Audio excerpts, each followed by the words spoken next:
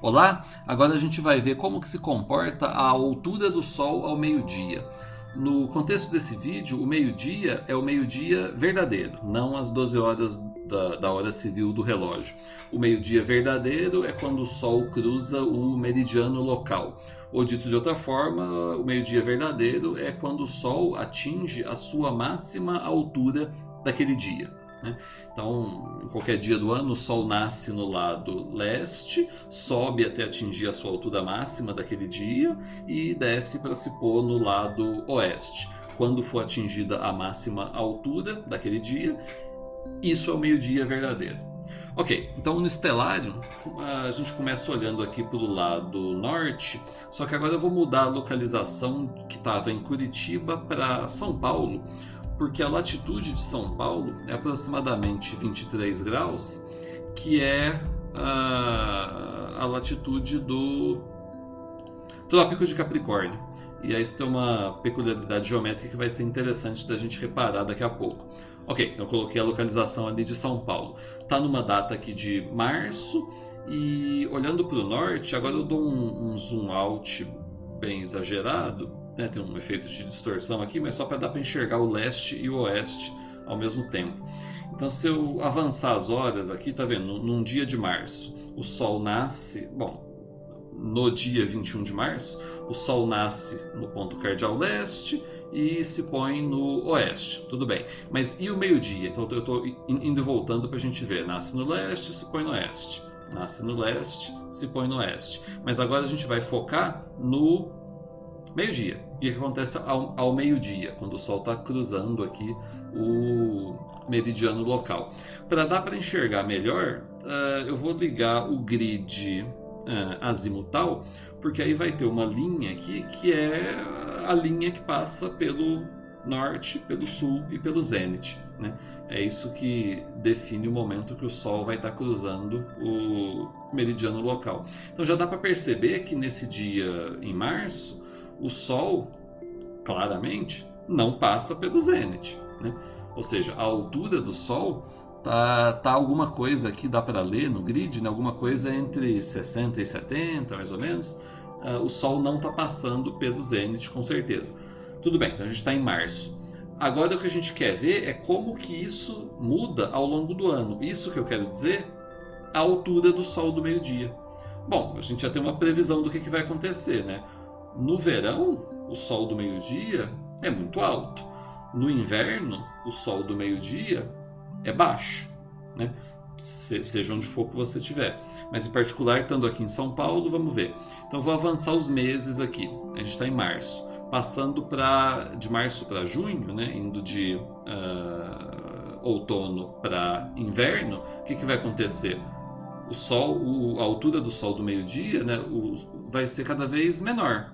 Então vamos lá, está em março, abril, maio, junho. De novo, tem uma questão aqui dos minutos ao redor do meio-dia, que depois a gente vê, mas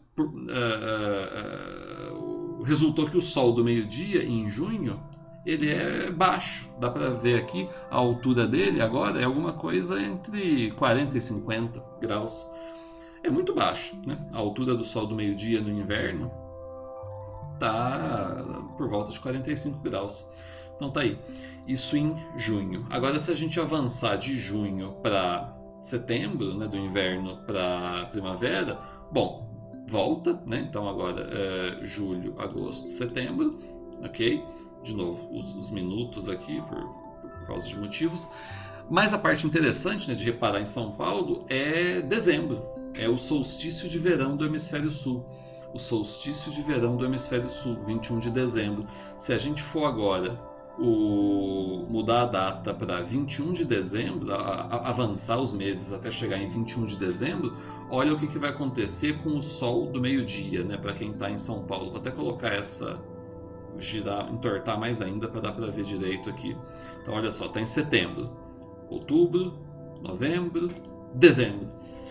Isso mesmo. Então, em dezembro, em 21 de dezembro, no solstício de verão do hemisfério sul, o Sol do meio-dia, para quem está em São Paulo, que é o Trópico de Capricórnio, passa pelo zênite.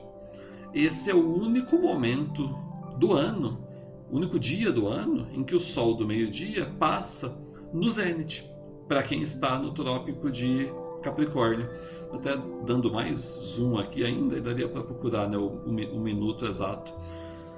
Então tá aí, nesse momento o Sol passa a pino, né, o Sol no zênite, o meio-dia verdadeiro do solstício de verão do hemisfério sul, se a pessoa estiver em São Paulo, na latitude do trópico de Capricórnio, né?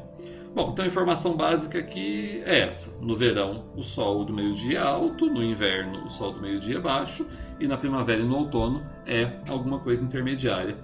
Aí, a coisa interessante que tem para fazer de exercício na sequência, que vocês podem fazer, é mudar a latitude, né?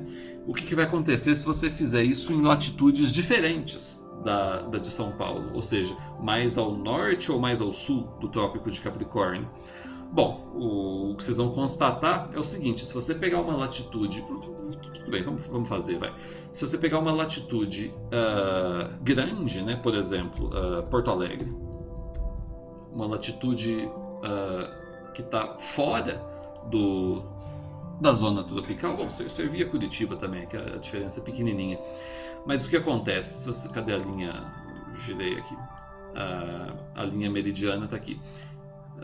No norte, aqui.